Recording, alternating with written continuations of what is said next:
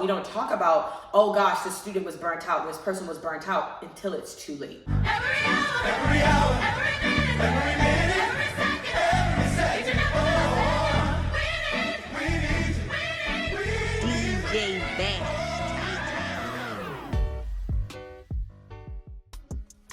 Hey y'all, hola, bienvenidos a todos. Welcome back to my channel. If you can't tell by today's video title, we are getting into a Z chat. If you guys are not familiar with my page, I'm Z, I'm chatting, and today's chat is all about burnout. I think that this video is timely considering the season, right? It's final season.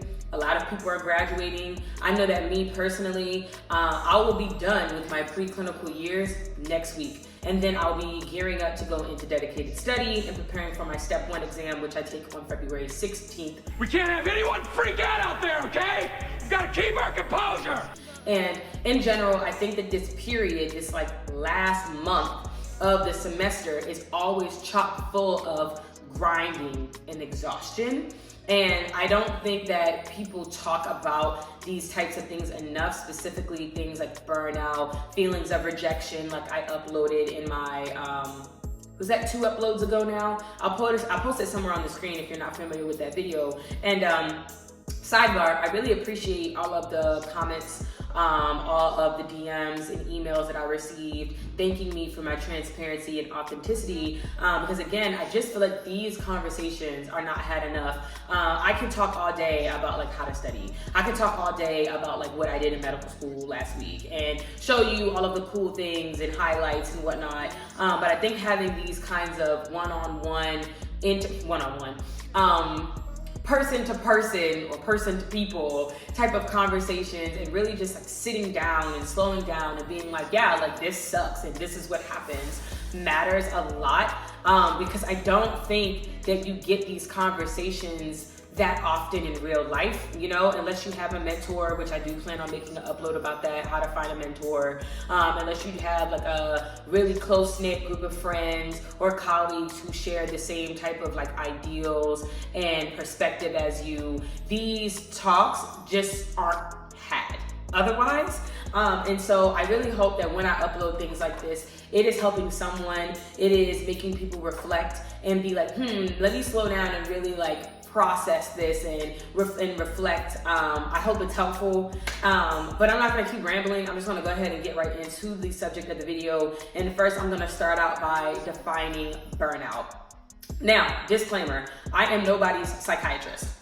Obviously, I am still in my medical education, but funnily enough, burnout is not even something that we directly talk about and define as like a medical condition. It is more so like a social term, which I don't understand. There's actually a lot of things in medicine that are not clinically defined. So for example, I experienced a lot of burnout as a track and field athlete. I competed in track and field for 14 years. I had a lot of like mental health breaks to the point where I was hospitalized a couple of times. I wasn't eating well. I had a lot of physical symptoms. And now there is a clinical definition of like female athlete triad, which is a very specific set of symptoms, but the overall experience of being a student athlete is so draining and so unique in such a way that they have now defined it as mental health symptoms. And I'll put all of these links in the description box below if y'all are interested in clicking on it and like learning more about it. But I'm saying all this to say that sometimes medicine doesn't always have the answer. Medicine is built off of human experience and then compiling data and doing specific research on said human experience. So we're constantly catching up rather than being ahead of.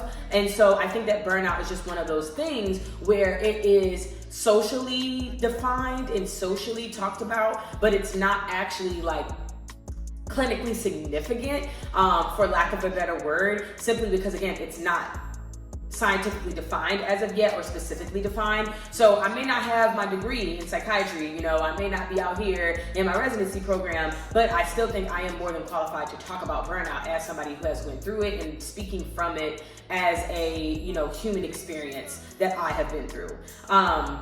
So moving on, I would say that burnout is amply named because it is exactly how it sounds. It sounds like you're just on fire or you're like a wind-up toy and you're just going, and then all of a sudden you crash.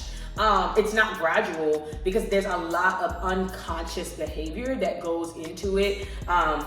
So going back to like my days as a student athlete, because I had this expectation to perform all the time, that's what I was focused on. And I experience the same thing now as a medical student. And I think other people who can relate who are in hyperproductive fields, right? Where every day you're expected to churn out a certain volume of tasks, where you're expected to perform a certain amount of tasks, where you're expected to have deliverables, right? So this could be an office job, this can be medicine, this can be law, this can be having children, right? Like anything where you are expected to check off a bunch of boxes on a daily basis can lead you to burnout. Because again, you're so hyper-focused on getting these things done rather than focused on you and how you feel. And I think a part of the definition, an important part of the definition and understanding burnout is this component of denial. And I think that the denial happens on multiple fronts. And the first front is a distance, a self-distancing from certain medical conditions like MDD or anxiety, right? I think that people get caught up in being like, well, I'm not this bad, right? Like I am not depressed. I am not avoiding going outside. I still enjoy doing certain things, right? Like I'm not that far gone. Same thing with anxiety. Like I'm not always anxious. And because you're in this weird like middle area of experiencing these mental and emotional symptoms and mental emotional experiences, but they're not as severe as something else, it like gives you this false sense of relief and this false sense of like safety, essentially, of thinking that, oh, nothing's going on, because if something was going on, I would notice. Like if it was that bad, I would do something about it. And I think that is a very dangerous falsehood, because again, burnout is insidious and it's silent and it's this fixation on tasks and not fixation of self, and then you mess around and end up in a hospital. And a lot of times that's the result. We don't talk about, oh gosh, this student was burnt out, this person was burnt out, until it's too late. And so I think that component of denial is really important to address. I think another component of denial is the lack of recognition that, fine, you may not have lost the interest in doing certain actions like going out with friends or cooking or maintaining what other activities you're interested in, but the fact that you're no longer able to do them because you're hyper fixated on these other things is also a concern. And I think this is so common that that's why people miss it, right? Some people will tell you how they gained a lot of weight while going through whatever period of hyperproductivity, whether it was school or work or children, gained a lot of weight, their skin worsened, their hair was falling out, they weren't eating as much, they weren't sleeping as much, and we just kind of like chalk it up to, oh, that's just the name of the game. And I really think that also is due to social media influence, which is going to be my next point. So I won't get into that right now, but it's like, because people think that that's so normal, it's not recognized, and instead it's denied. That's not a big deal.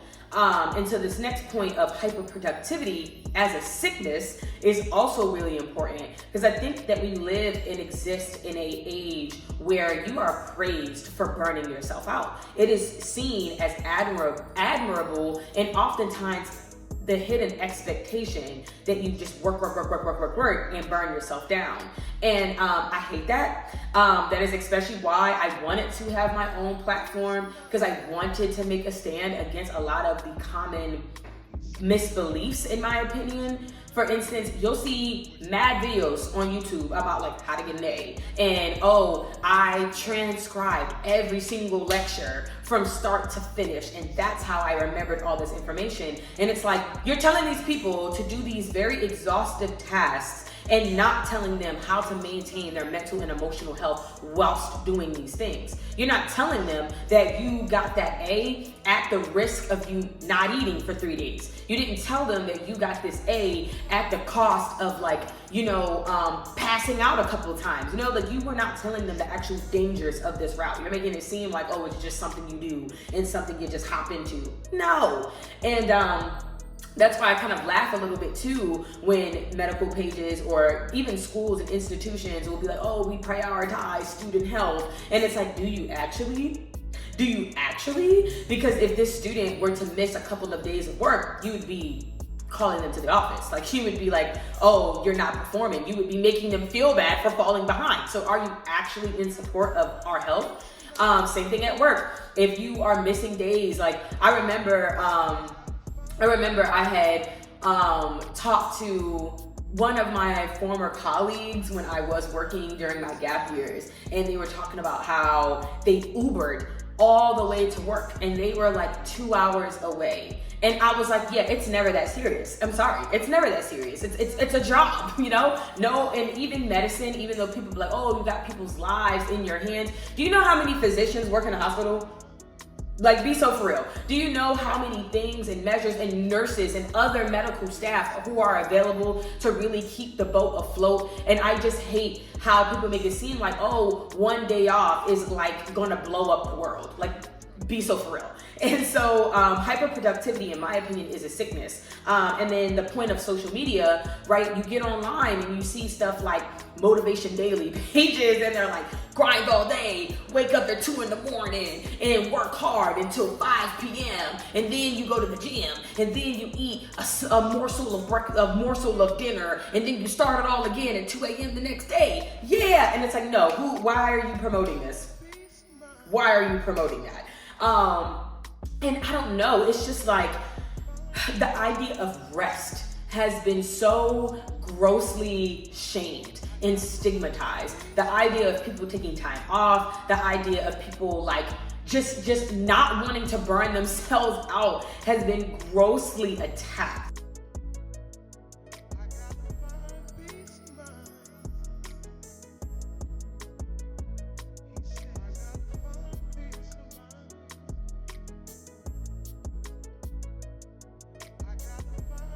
And I hate that. I hate that so much. And I just want for this page and this upload in particular to be kind of like a normalization of rest and pause. Okay, I am encouraging you to rest and pause.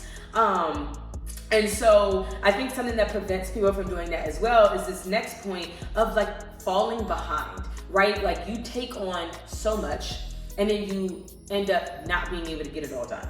And sometimes this is talked about just kind of like in a casual sense of, oh, learn how to say no, don't bite off more than you can chew, that whole thing. But sometimes it's not even a matter of the number of tasks. You could be doing one task or assigned one thing. And if you notice that you're not getting that thing done, you're probably burnt out. That's because the task might require this much capacity and you have this much in here. And so if you've noticed that about yourself, that is a really good sign that you're probably burnt out and that you probably need to take a step back and take a break. And that's going into this second portion of the upload, which is how to deal with burnout. And, you know, I had everything written down here, but how to deal with it. I think it just requires a lot of self-reflection. Like I said, sitting down and really being like, man, I am not myself. I am not how I usually am. I'm not smiling as much. I'm not going out with my friends as much. I'm missing days or missing multiple meals per day. I'm not going to the gym as often, right? Like, pay attention to your routine habits, whatever your routine habits look like. And if you start falling off from that, that is a really good sign that you're probably burnt out.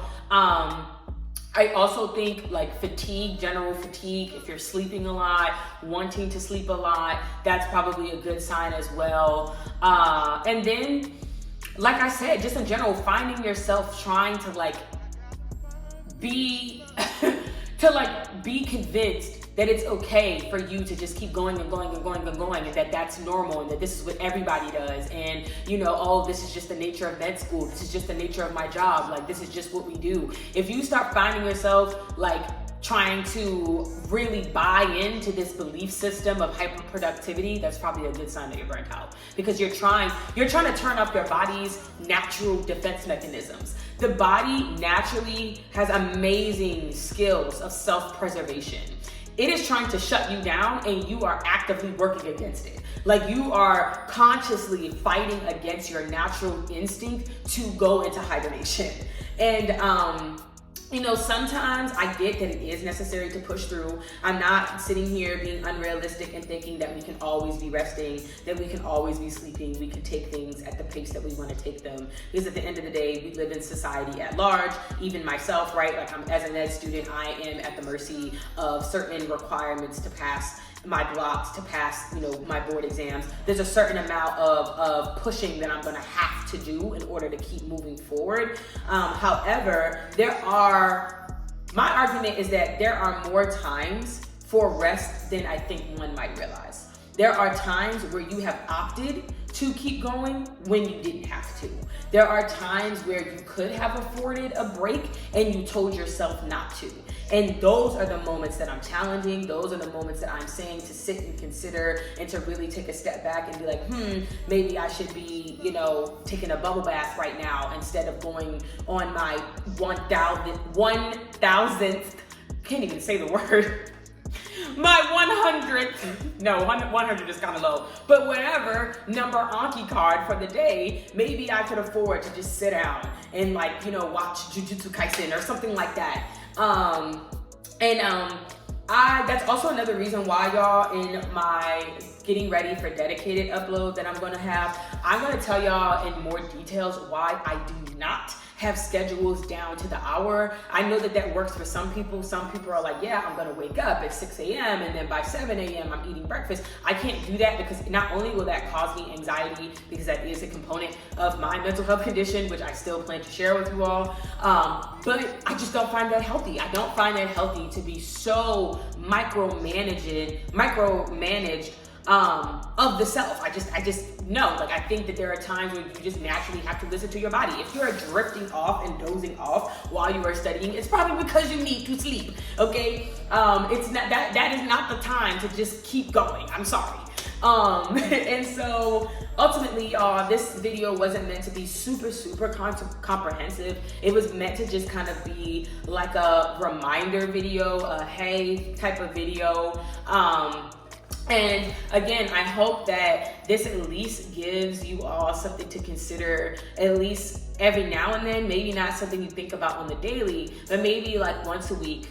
You know, you have one day out the week where you're not immediately just jumping into tasks, when you're not just jumping into research, you're not jumping into answering emails, you're not jumping into, you know, finishing up tasks from work that didn't get done. You're not, okay, if you're a parent, I mean, I think that that's like a 24/7 thing, but I can't really speak to that. I don't have children, but I'm sure even then there are ways to like get back to yourself. I've seen a lot of videos from parents, both mothers and fathers, and you know those in between, who share things about how important it is to them to get away from their kids sometimes. And I think the biggest takeaway here that I want to have in this video is that you don't need to feel guilty about it. Never feel bad about taking care of you. As much as other people want to make it seem like you should, those other people are not living your life. Those other people are not waking up for you. Those other people are not doing your work for you. Those other people are not cooking your breakfast, cooking your dinner, right? Like, these other people are not maintaining your functionality as a human being. Only you can do that. You as an individual have to know what is best for you and where to draw the line with things. And I really hope that this was, like I said, helpful, at least from a reflection standpoint. Please let me know down below in the comments if you guys want me to expand more about my experience with burnout in my mental health little mini series. Like I was telling y'all, I do plan to do an upload on getting diagnosed, that whole process, you know, being a medical student with a mental health condition and still feeling like a boss, a badass, knowing that I have achieved and will continue to achieve amazing and great things. That's gonna be on there. As well as like my unpopular opinions as a med student, that's gonna be coming up. I have a lot of things. I'll probably like screenshot the different titles of videos and different things that I was thinking about just to get your opinions. I really appreciate whenever y'all leave comments or when y'all email me and DM me, like I said, whether it's to express thanks and appreciation for my authenticity or just giving me general feedback. Because at the end of the day, I love my YouTube channel. It's very cathartic for me. I love my platform. I love that I have the number of subscribers I do. I'm thankful for any additional one that I get. But ultimately, I want this to be a resource for people who come to my page and not just for my gain and my enjoyment. So please do let me know if you guys have any feedback. Other than that, I love you guys the most. Adios.